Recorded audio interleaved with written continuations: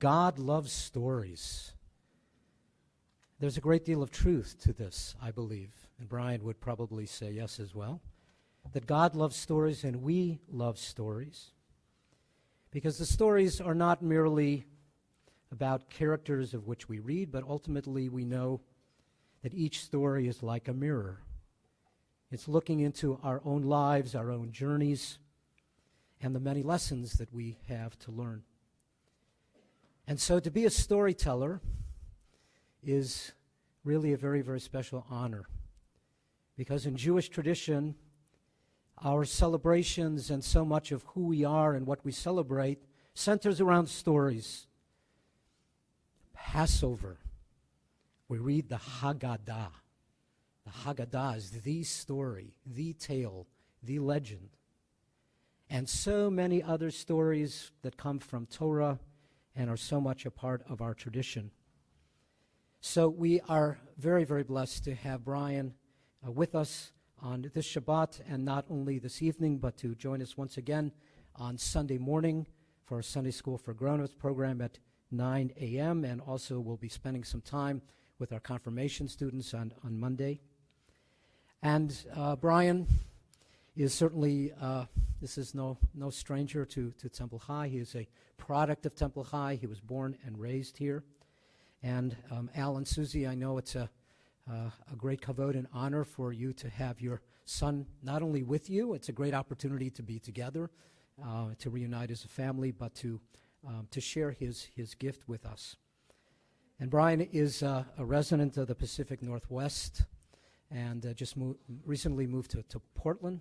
And I learned after spending time in your state that I used to say Oregon. And after spending several weeks, we learned that it's not Oregon, it's Oregon, right? Okay, so we want to get that correct. But has the opportunity to share his gift with so many in the Pacific Northwest and in so many Jewish communities. And we are very blessed to have him here on this Shabbat to share his gift of the story with us. Please. You're welcome. Can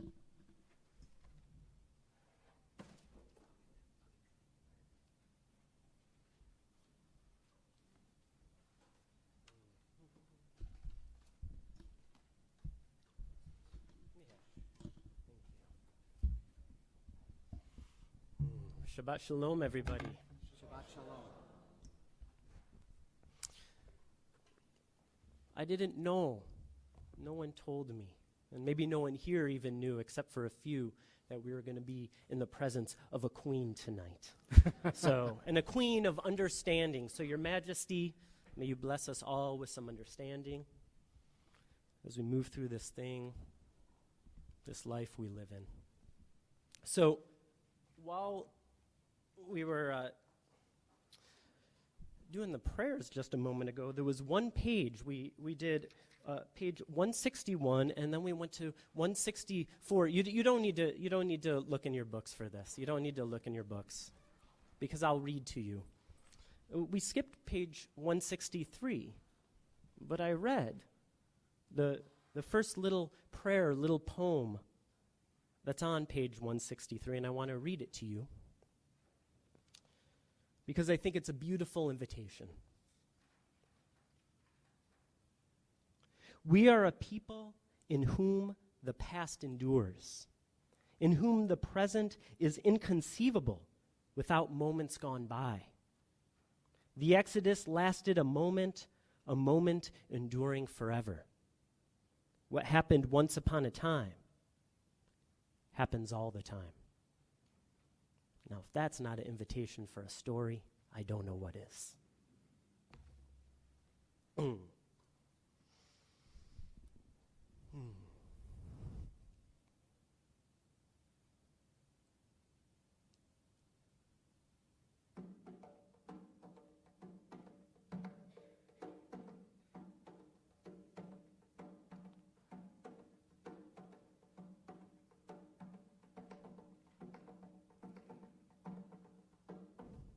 We'll just take the time now to just kind of get a little more comfortable in your chairs.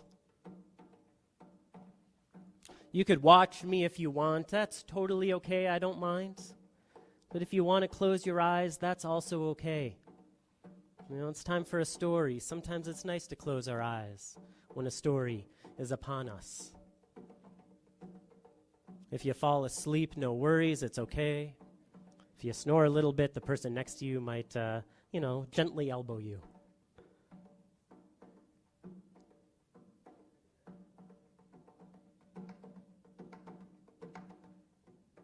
Well, it was a long time ago. It was a long time ago. A long, long, long, long, long, long, long time ago.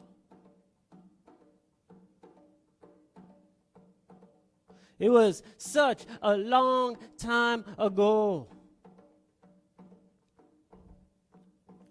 Back in the time of our ancestors,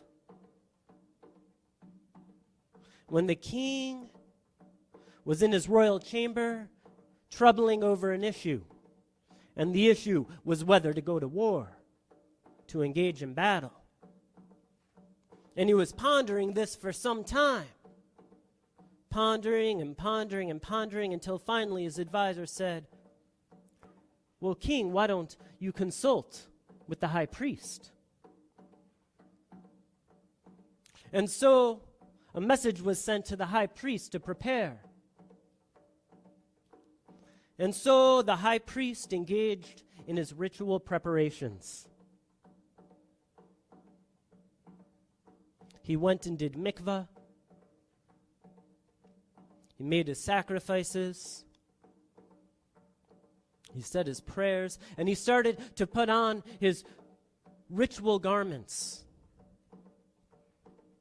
And amongst those ritual garments, there was a breastplate that he wore, that he put on, that had 12 stones attached to it. Each one had the name of one of the tribes of Israel engraved on it. And within that breastplate were those mysterious objects, Urim and Thummim. Urim and Thummim. What were those objects? Where did they come from? Well, you have to understand, back then, there were only 3 acceptable means of prophecy. Only 3 acceptable means. One was through dreams. Think about Jacob. Think about Joseph. The other, of course, was through the prophets.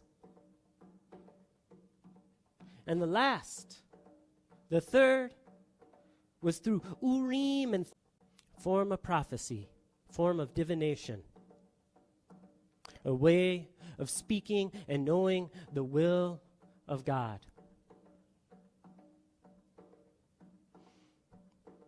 And so, when the high priest was ready,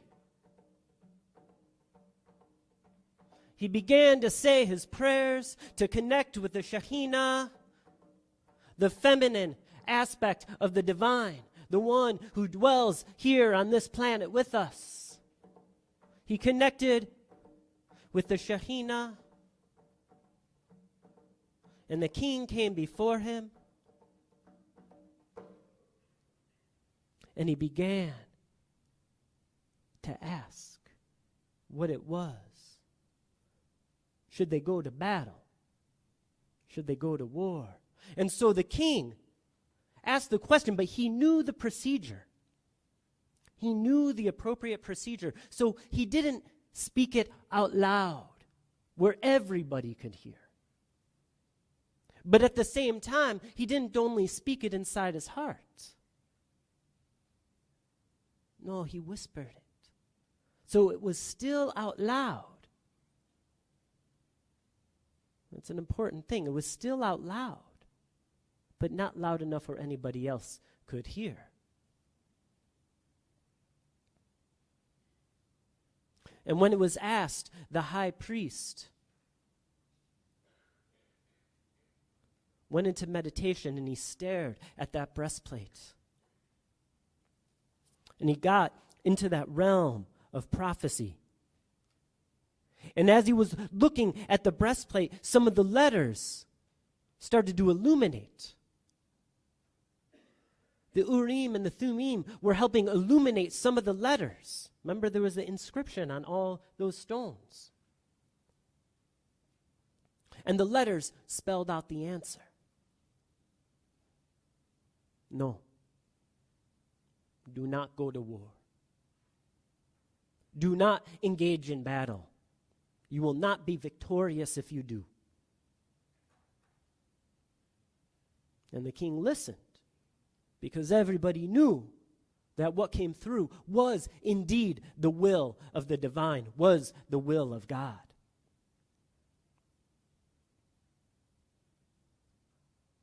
What happened to the Urim and the Thummim? What happened to it? We do not know. We do not know. What we do know is that sometime around the destruction of the first temple, they disappeared. Were they destroyed? We don't know. Are they still on this planet today? We do not know. But I ask you this.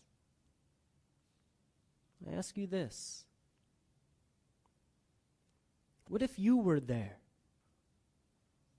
standing before the high priest? What if the Urim and the Thummim were here now, today, and the high priest wore them, and you had the opportunity to ask a question, knowing that it would be answered by the divine? What would you ask? What would you ask? Think about it for a moment.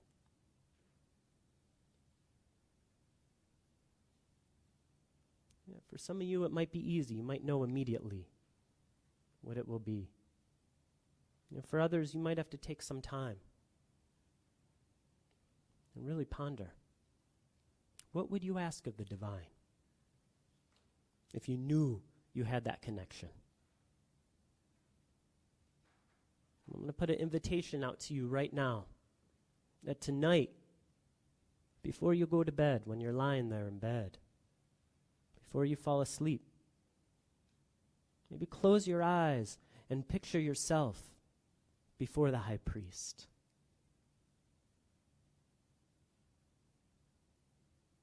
What are you mumbling under your breath? What question are you asking? And there in bed, not loud enough so anyone else can hear, but out loud nonetheless, whisper that question. And take that question into your dream world with you. And maybe, just maybe in your dreams, the high priest, or maybe even the Shekhinah, might whisper into your ear the answer to that question that you hold. And I leave you with that tonight. Shabbat Shalom.